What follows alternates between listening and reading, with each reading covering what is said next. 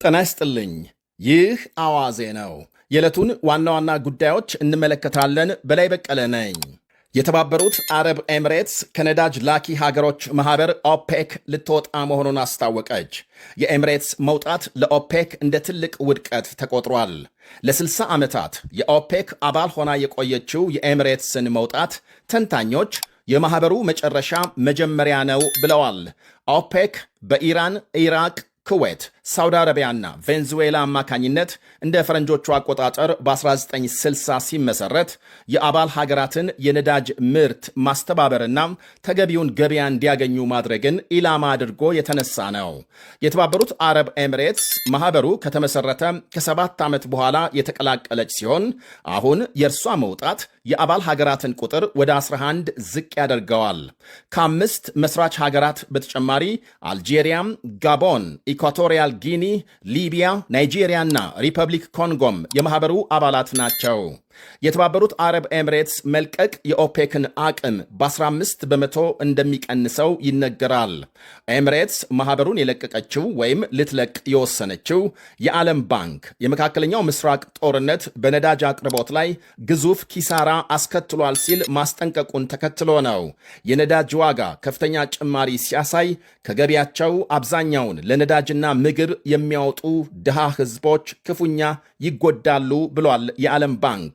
የተባበሩት አረብ ኤሚሬትስ ከኦፔክ የመውጣት ውሳኔ ከሆርሙዝ መተላለፊያ መዘጋት አንጻር በዓለም የነዳጅ አቅርቦት ላይ የሚያሳድረው ተጽዕኖ ቀላል እንደማይሆን አክሏል።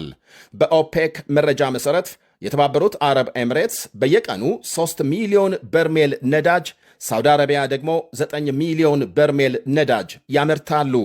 አሁን ኤሚሬትስ ስትለቅ የሚፈጠረውን የምርት ክፍተት የመሙላቱ ኃላፊነት ሳውዲ ላይ ተጥሏል።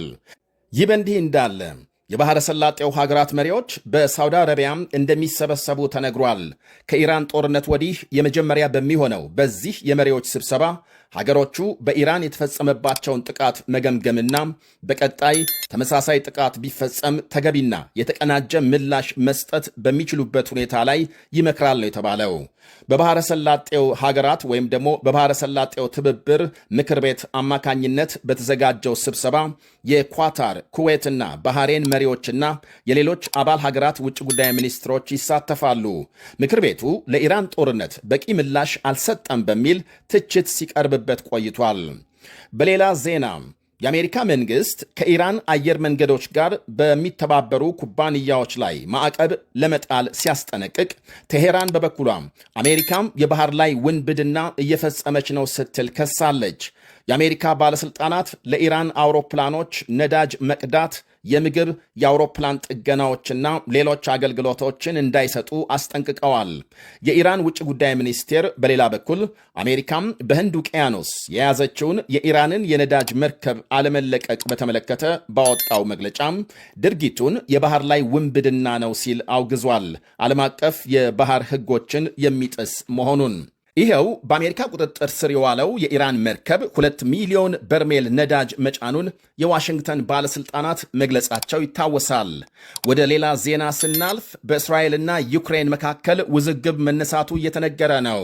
የውዝግቡ መነሻ ሩሲያ በኃይል ከያዘችው የዩክሬን ግዛት የተጫነ እህል እስራኤል ወደቦች ተራክፏል የሚል ሲሆን ዩክሬን የተሰረቀ ያለችውን እህል እንዳትቀበል ለእስራኤል ማስጠንቀቂያ መላኳ ታውቋል።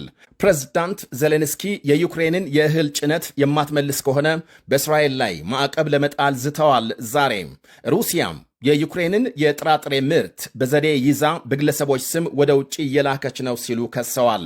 በሌላ አነጋገር ሩሲያም የዩክሬንን እህል ሰርቃ ለውጭ እየሸጠች ነው ብለዋል። በእስራኤል ወደብ የደረሰው ጭነትም ይኸው ሩሲያ በኃይል ከያዘችው የዩክሬን ግዛት በድብቅ የወጣ መሆኑ ይነገራል። እስራኤል እህሉን መቀበል ከቀጠለች የዲፕሎማሲ እርምጃ እንደሚወስዱ አስጠንቅቀዋል። ዜሌንስኪ ደግመው የአውሮፓ ሕብረት በተመሳሳይ እስራኤል ወደብ የደረሱ የዩክሬን ስንዴ የጫኑ የሩሲያ ግለሰቦች ላይ ማዕቀብ እንደሚጥል አስጠንቅቋል። ዩክሬን ከየትኛውም ሀገር ጋር የጋራ መከባበርና ትብብር ታራምዳለች ያሉት ዜሌንስኪ የእስራኤል ባለሥልጣናትም በዚሁ መንገድ እንደሚጓዙና እርምጃ እንደሚወስዱ ያላቸውን እምነት ገልጸዋል። የእስራኤል ውጭ ጉዳይ ሚኒስትር ጌዲዮን ሳር በሰጡት ምላሽ የዜሌንስኪን ክስ የትዊተር ዲፕሎማሲ ሲሉ ውድቅ አድርገዋል።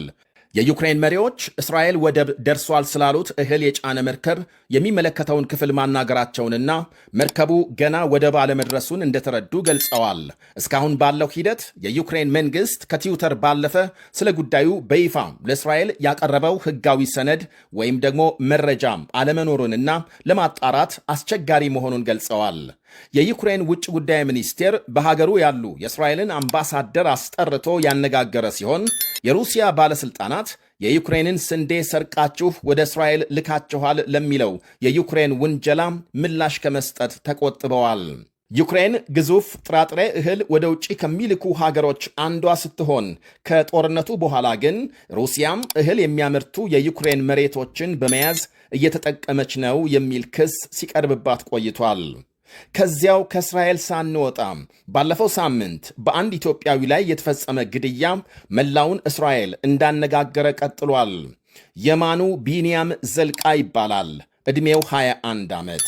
ከጥቂት ቀናት በፊት በተከበረ የነጻነት ቀን ምሽት በሚሰራበት የፒዛ መሸጫ መደብር የማታ ተረኛ ነበርና እኩለ ሌሊት ሥራ ጨርሶ ሊወጣ ተቃርቧል። ድንገት በቁጥር ያልተገለጹ ጎረምሶች ገብተው ረብሻ ቢጤ ሲያስነሱ የማኑ እረፉ ይልና 1-2 የቃላት ልውውጥ ይጀምራል።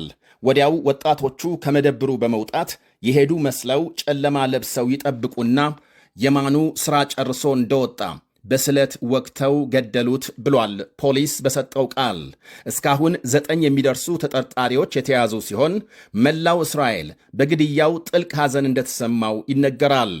ወንጀሉ በተፈጸመበት ስፍራ አበባ በማኖርና ቤተሰቡን አይዟችሁ በማለት ሕዝቡ ሐዘኑን እየገለጸ ነው። የወንድምህ ደም ከምድር ሆኖ ወደ እኔ ይጮኻል በሚለው የመጽሐፍ ቅዱስ ጥቅስ ስር ፎቶግራፉን በማኖርና ሻማ በማብራት ያስቡታል።